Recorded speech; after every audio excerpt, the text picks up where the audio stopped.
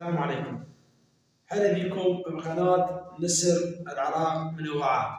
طبعا اليوم شيء جديد لعيونكم، شيء تحبونه انتم. فنان يعني من يمثل ينطي نكهة الفن. سمعان بنكهة الفن؟ يعني حقيقة ينطي نكهة الفن. الفنان القدير إحسان دعدوش. إحسان دعدوش قبل لا ندخل بالتفاصيل عليه وشنو هو الفنان إحسان دعدوش ومعلومات عليه كامل، صراحة فنان قدير متمكن كوميدي، يعني مو بس بالفن كوميدي، لا بكثير أشياء، يعني بكثير أشياء مو للفن، بأي برنامج تشوفه مو تمثيل همين، يعني منكت ويستحق كل الحب والاحترام. صراحة بأي مسلسل أو فيلم من يطلع الفنان إحسان دعدوش أني أحب هذا المسلسل، لأن الرجال يستحق الحب والاحترام والتقدير. وتحياتي للفنان إحسان دعدوش أين ما كان.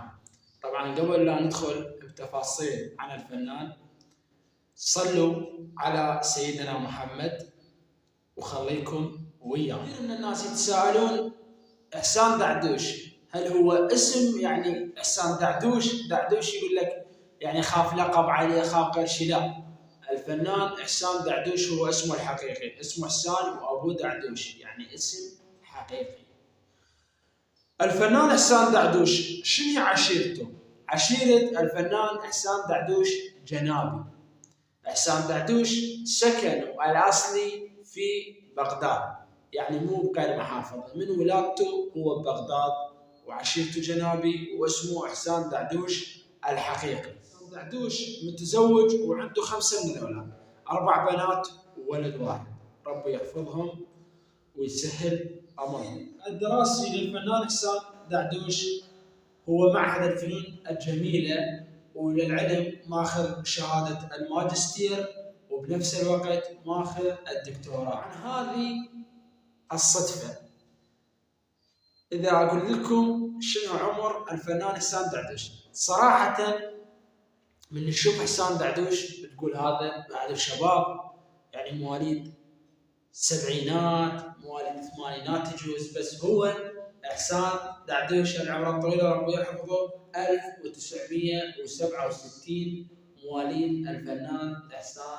دعدوش، أي إنه عمره 57 سنة، ربي يحفظه والعمر الطويل، وإن شاء الله نشوفه بأحسن المسلسلات وأحسن النجومية والشهرة. يسألون إحسان دعدوش يقولوا له أكثر فنان أو فنانة تحبها، يقول أحب أمل طه وأحسها مثل أختي الكبيرة، أحسن فنانة أحبها والتمثيل وياها يكون عندي حلو وجميل. إحسان دعدوش هو ممثل وموظف فني، وبنفس الوقت مشرف فني بدائرة نشاط الفني بمدرسة الكرخ الأولى. تخرج من المعهد عام 1989 لإحسان دعدوش، وأول ما تخرج كانت بدايته مع مسرحية فضائح المزيد. أول مسرحية كانت للفنان إحسان دعدوش هي 1989، ومثل بذاك الوقت العديد من المسلسلات والأفلام والمسرحيات، ويعني اشتهر. ومن أول ما مثل الفنان إحسان دعدوش أصبح جائزة أحسن وأفضل الفنانين العراقيين في عام 1989. تحياتي لكم، وأي فنان، أي ممثل، أي لاعب تريدون تعرفون تفاصيله اكتبوا لنا بالتعاليق، وإحنا ثاني يوم نشرح لكم هذا اللي تريدونه. شكرا وإلى اللقاء.